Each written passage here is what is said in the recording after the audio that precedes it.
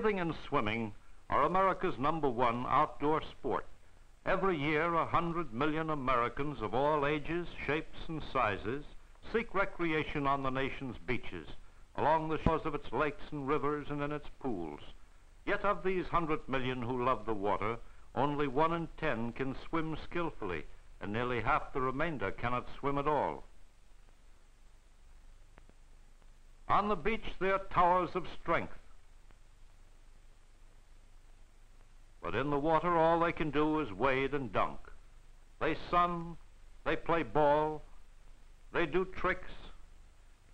But most people have never known the full benefits and pleasures of swimming because they've never had a chance to learn.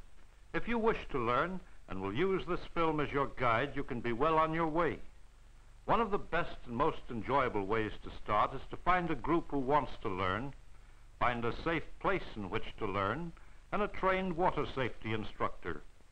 These 3 fine young girls, Betsy, Bubbles, and Betty, with their instructor Bob, are all excellent swimmers. Long ago they learned there is little pleasure in just getting wet.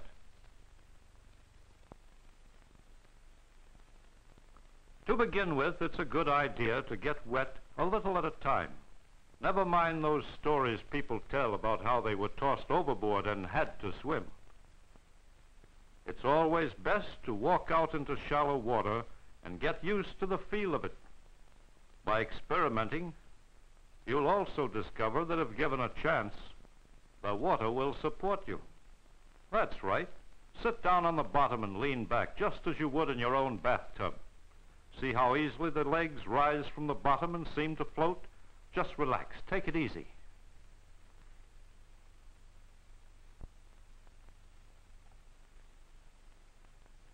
This time, Bubbles and Bob experiment in water that is waist deep. Here's where you, as a beginner, will do most of your learning. Bit by bit, she's getting more accustomed to the pressure of the water on the chest and to the support offered by the water. This is all a part of conditioning your muscles, of adjusting yourself to the coolness of the water. If you'll just practice these little experiments, you'll learn a great deal which will help you in your swimming later on. See how Bubbles tries to lift her feet off the bottom and how her own natural buoyancy tends to hold her up. Already she's finding out, just as you will, that if she gives the water half a chance, it will support her weight. She is also learning something of keeping her balance. Don't underestimate the importance of these first steps. They're basic in learning how.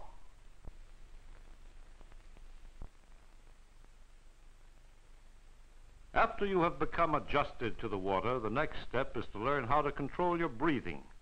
Practically all breathing in swimming is done through the mouth. Without proper breathing technique, you'll never become a good swimmer. Now it's Betsy's turn to demonstrate the series of steps by which breath control in swimming is acquired. First, you must learn how to hold the breath when the face is buried in the water. You'll find that when the face is laid flat, no water enters the nose. This should be repeated a number of times until you can hold your breath underwater for at least 10 seconds. Look straight down at the bottom, and the water won't run up your nose. Obviously, Betsy can hold her breath longer than you will on your first try, but with a little practice, you too can become just as proficient. Wipe the hands smartly down over the eyes, nose, and mouth to clear away excess water. See how Betsy inhales through the mouth? Then with the mouth closed, she buries her face flat in the water and holds her breath. Now, doesn't that look easy? You try it yourself. The next step is to learn to exhale underwater. You see, in several swimming strokes, the face is underwater at least half of the time. That's why you must learn to inhale through the mouth above the surface and exhale through the mouth beneath the surface. In other words, blow bubbles. See how Betsy's blowing bubbles beneath the water? It's not difficult to do, and it's very important.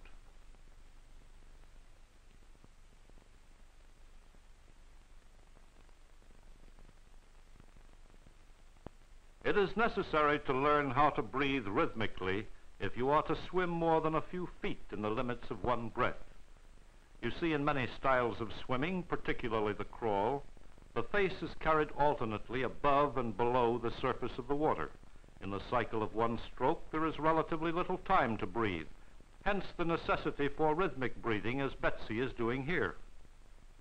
The air is taken in just above the surface by rolling the face to one side, then the face is rolled under and the air is exhaled in a steady stream of bubbles.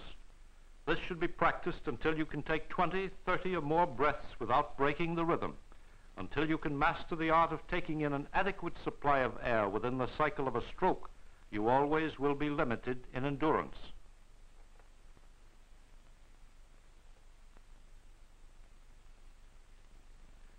If you have trouble breathing through the mouth only, it is sometimes a good idea to use something to help you. In this case, Betsy is using a faceplate, sometimes known as a diving mask. You see, her nose is now covered. She can't breathe through her nose if she wanted to, so automatically she breathes through the mouth.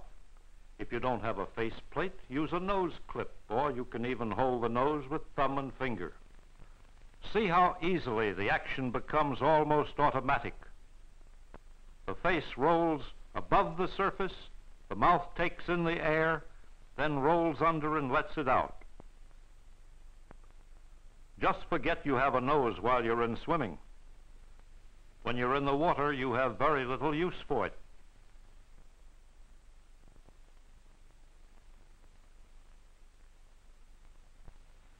It's really dangerous to swim with your eyes closed because you never know what you're going to hit. With the faceplate on, everything's crystal clear.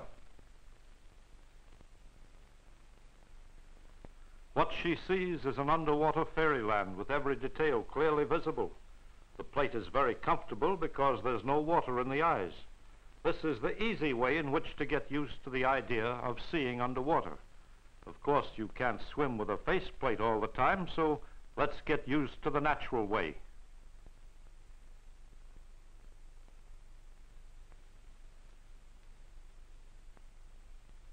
When Betsy submerges and opens her eyes, things are not quite as clear.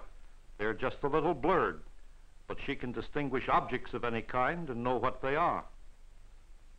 This is very important because swimming with the eyes open avoids collisions and enables you to see where you're going.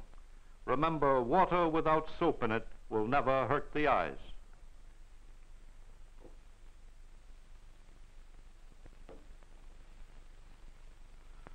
Too often, beginners believe that to stay on the surface requires a lot of motion, a lot of thrashing around in all directions. Actually, it requires no effort at all. All right, Betty, you get out there with Bob and show us how easy it is to learn how to float. If possible, always start in extremely shallow water where you can easily touch bottom. Then if anything goes wrong, you know you're safe. Most people have the mistaken idea that the moment they take their feet or hands off the bottom, they will sink. By holding her breath and stretching out on the surface, she is immediately supported by the water and has no tendency to sink. Betty is in a prone floating position. This skill is essential because this is the position you will have to assume when you learn to swim on the front.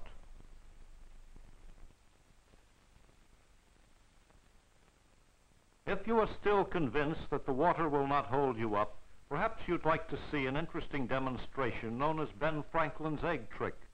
Drop an egg into the water a little in front of you and allow it to settle on the bottom. Then submerge and try to reach the egg. Whereas you thought it would require effort to stay up, you find that you need effort to get down. Franklin said also, and this shows that he knew safety as well as swimming, always face shallow water while trying to reach the egg, because if you move, you will be moving toward shallow water in safety rather than into deep water where you may get into trouble. This is a direct quote from old Uncle Ben himself, and Franklin was the greatest swimming authority of his time.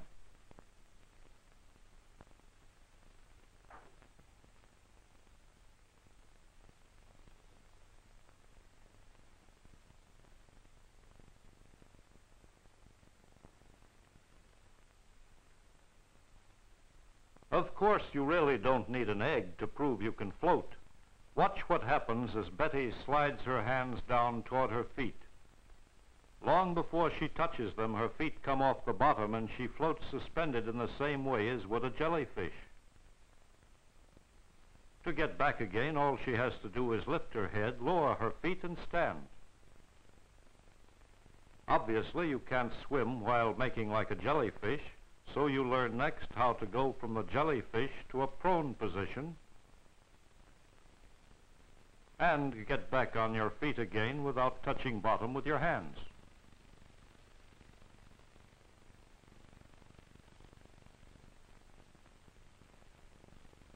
Now that you have learned to get on and off your feet without trouble, you may take a prone position directly.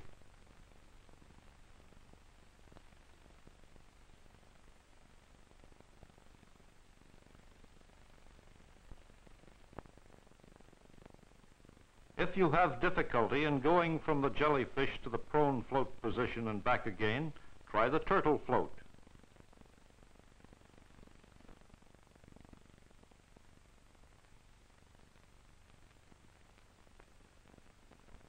In this form of floating, you tuck the knees up to the chest, then extend to a prone position and come back to the turtle float before you stand. Just as in the jellyfish, this must be done slowly and deliberately.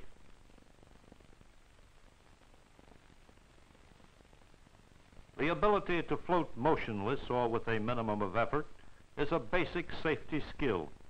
In floating on your back, you can rest when tired and recover your breath.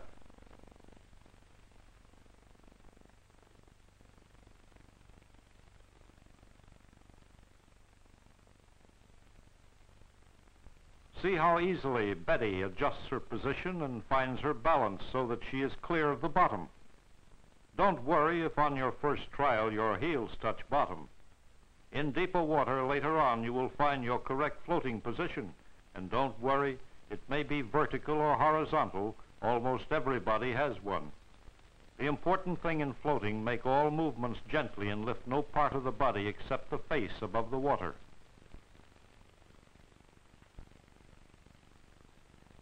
Learning to float in waist-deep water requires only the skill you have learned in shallow water plus confidence. The principle of floating is the same whether the water is 18 inches or 18 feet. The important thing to learn is how to go about it. The easy way is to start from a crouching or kneeling position. The first time, Betty held her nose when she tried. That's so if anything goes wrong, you won't get a head full of water. This time, having gained confidence, Betty doesn't need to hold her nose. Gently, she eases back into position, finds her balance, and floats suspended.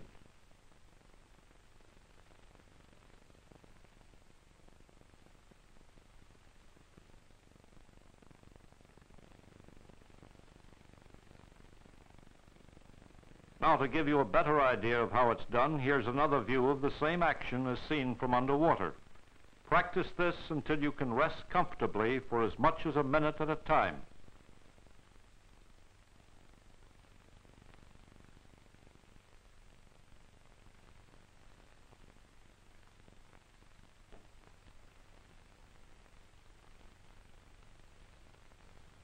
Learning to float with the aid of a partner or instructor is perhaps the most frequently used method. All that the partner does is to help you find your floating position. He also gives you confidence that there is someone to help in case of need.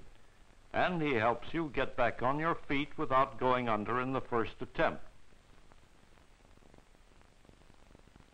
The usual position is at the side of the learner, but a better position is behind the head, where he gives only as much help as is actually needed. The important thing in helping a person to float is not to lift the body above the surface.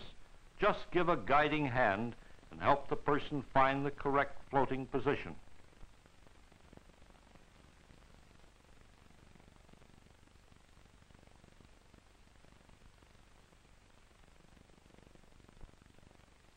You should now be ready for the back glide. This is done by submerging in waist-deep water, pushing off with chin tucked in, arms at the sides, and sliding a little way along the surface. You should practice this many times until you can do it without getting your face underwater and are streamlining your body. So you can stay afloat, you're ready to move through the water by pushing off with one foot and gliding, as is doing here. Now try using both feet against the turning board or wall to help you get underway.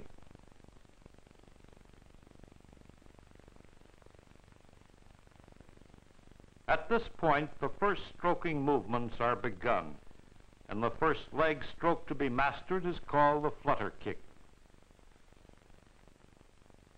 The legs are churned up and down with the knees bending flexibly and with considerable depth to the movement. Deliver your major thrust on the backward and upward kick. That's where you'll get the power to your drive.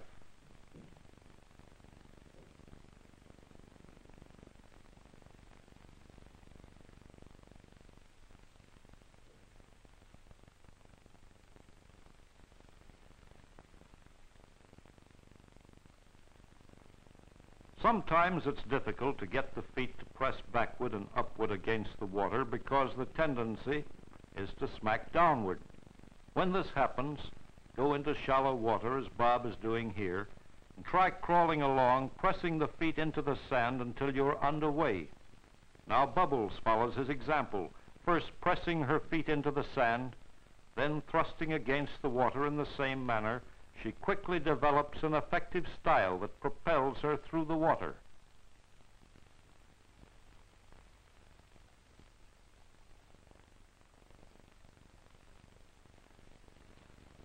The most basic arm stroke you will use in swimming is the human stroke, in which the hands slide forward under the surface of the water, press downward and backward, easily recover and slide back to position again. While you are first learning, the arms will not come out of the water at all, but later on, when you have perfected the stroke, you may begin to lift your arms out of the water and develop a crawl. Now that you have a leg stroke and an arm stroke, it is time to fit them together. Bubbles lies face down in the water. Start with the legs first, then the arms, fitting the two so that the right leg thrusts as the left leg presses and vice versa. In a short time, you will find you can work them together very effectively.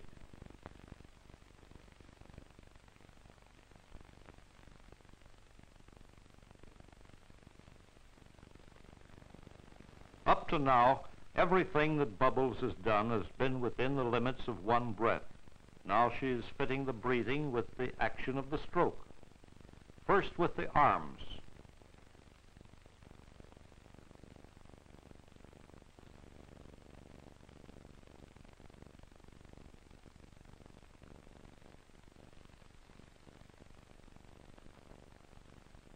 Watch how she coordinates her breathing with the stroke of her arms.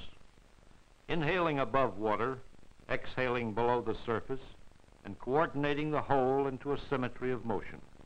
For when you have learned the whole stroke, legs, arms, and breathing combined, you are really afloat and actually swimming under your own power with some degree of ease for the first time.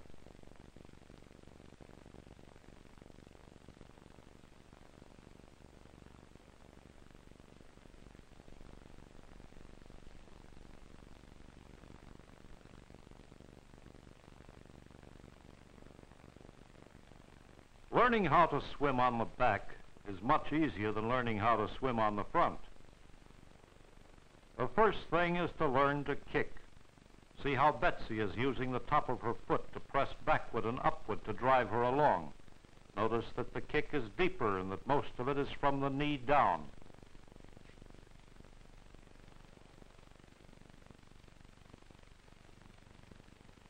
Sand crawling on the back is recommended for those who have difficulty in changing over to thrusting with the top of the foot instead of the sole.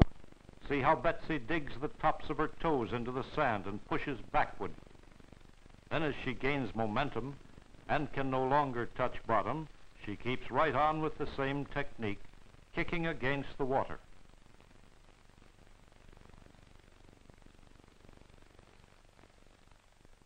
The beginner's arm stroke on the back is entirely different from that done on the front. Here, instead of reaching and pulling, you merely press backward against the water with little short stroking movements of the hands. This is known as finning because it is like the action of fish's fins.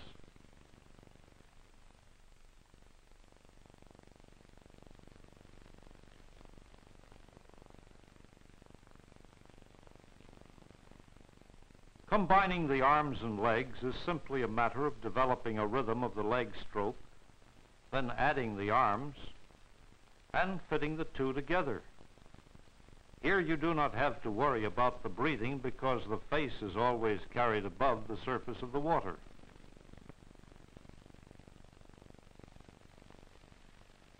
The first safety skill you should acquire before venturing any further is learning how to change your direction in the water. Swimming a human stroke toward Bob, Bubbles demonstrates how easy this is to accomplish, merely by extending the arm and turning the head in the direction you would like to go. Now Betsy, under the watchful eyes of the instructor, ventures for the first time into deep water.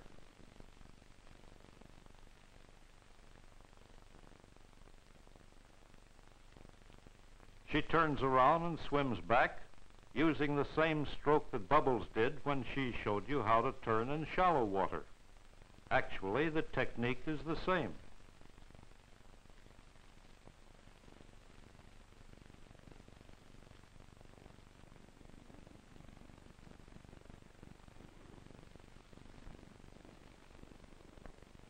Sliding on her forward arm, Bubbles rolls over, picks up the backstroke, and keeps right on going.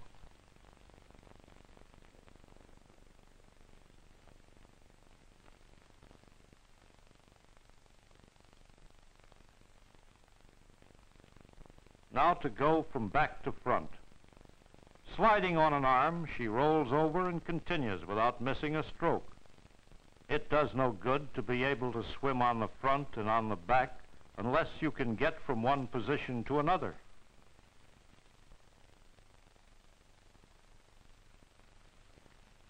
Now Betsy demonstrates how all of these safety skills are useful in deep water.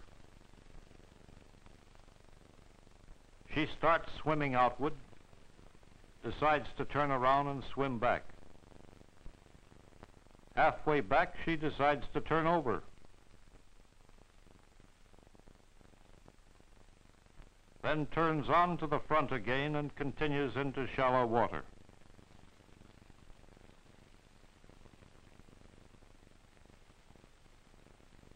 Another safety skill that a beginner must learn is how to level off from an upright to a swimming position.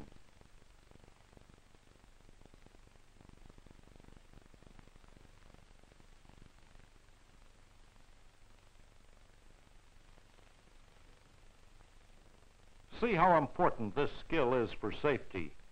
Bubbles is swimming into deep water.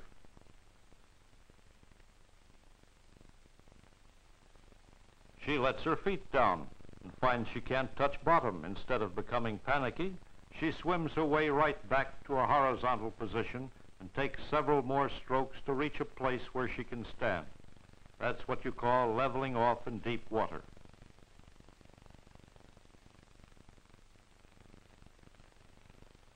The first simple diving skill to be learned is how to jump in feet foremost, come up, level off, and swim.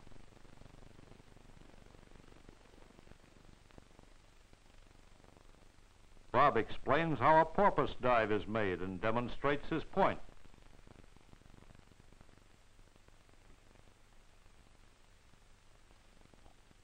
See now how Betsy holds her arms and hands in front of her head. The porpoise dive is your first head foremost dive. Let's watch more closely as they do this again. Go down head foremost, then lift the head, come back to the surface, arms extended. This makes for control and wards off any object that might be in the water.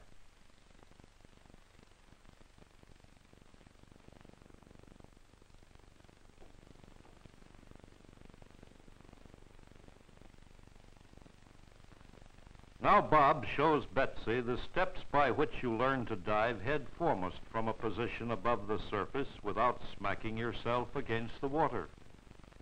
First, try sitting on the edge of the float or pool. Then, tip forward into the water.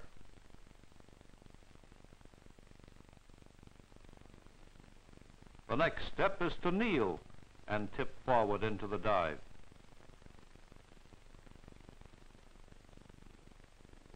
Now, standing with one foot back, you tip forward.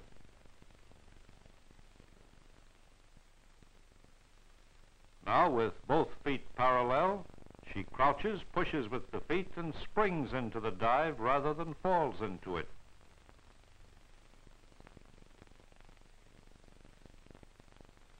Finally, with feet parallel, she uses an arm swing and does a fully coordinated dive. And so, our three little girls have taken you through the basic steps of learning how to swim and dive just as they once learned. If they can do it, so can you. You'll really enjoy it once you try. Come on in, the water's fine. Remember, swim in a safe place. Swim under competent supervision. Continue to practice. Get further instruction. Become highly skilled.